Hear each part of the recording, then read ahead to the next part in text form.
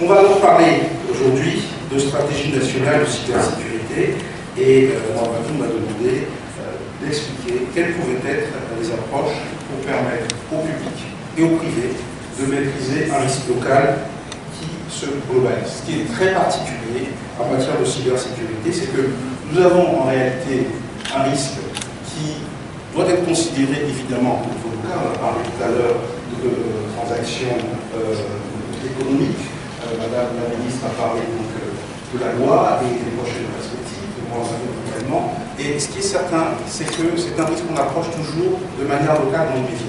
Pourtant, c'est un risque qui se globalise parce que le développement de l'Internet, qui n'est pas terminé, on a parlé tout à l'heure de 90% donc des foyers raccordés à l'Internet, 50% des écoles, le développement extrêmement rapide et exponentiel de l'Internet va forcément amener donc une globalisation de ce risque-là, dans la mesure où les menaces ne sont plus seulement locales, mais les menaces deviennent également globales.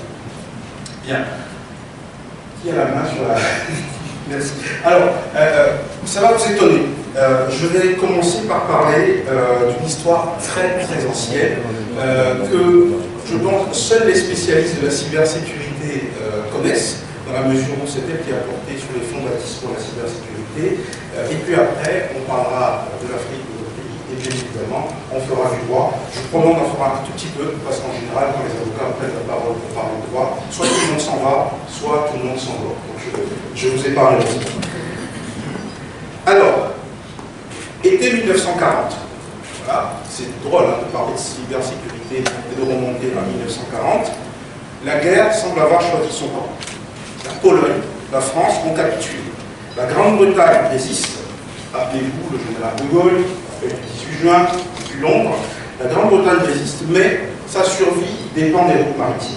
Qu'est-ce que les Allemands ont fait? Les Allemands, dans les mers, ils ont placé ce qu'on appelle les U-boats, qui sont en fait des sous-marins, et qui interdisaient tout le trafic maritime. Il faut se rappeler qu'en 1940, l'aviation était extrêmement peu développée et que l'essentiel des échanges internationaux se faisait par la mer. Donc les Allemands ont compris le sujet, ils ont verrouillé l'accès de l'Angleterre aux bateaux à travers des U-boats qui frappaient sans qu'on les sente arriver, sans qu'on les entende arriver, ils frappaient et qui repartaient en toute impunité. Alors, comment tout ça a été coordonné? Tout ça a été coordonné avec une machine voilà, qui s'appelle Enigma, et dont on va parler. C'est la belle machine qui est placée là-bas et qui est sans doute, je dirais, le premier dispositif connu de cybersécurité.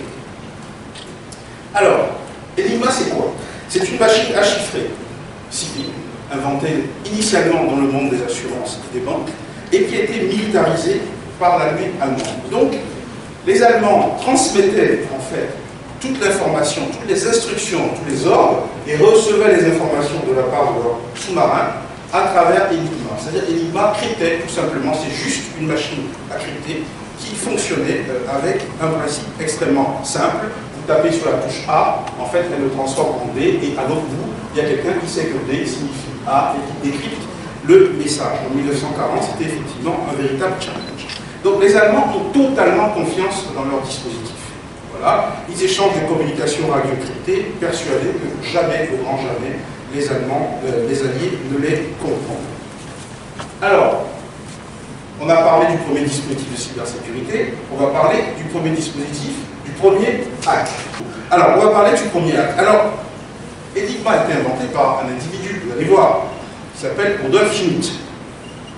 Alors, Rudolf Schmidt, son problème, il a un problème dans sa vie, c'est qu'il a un frère. Voilà. Et ce frère est jaloux de lui. Mais, manque de bol, ce frère-là dirige les transmissions de l'armée allemande. Et pour tout un tas de raisons historiques sur lesquelles je ne reviendrai pas, donc ce frère-là a décidé de vendre les plans d'Enigma aux Alliés. Donc, premier cas d'ingénierie sociale. Donc, il vend les plans de la machine aux Alliés. En un an, donc, les Alliés créent la bombe. La bombe, c'est une machine qui permet d'automatiser le déchiffrement et la guerre change de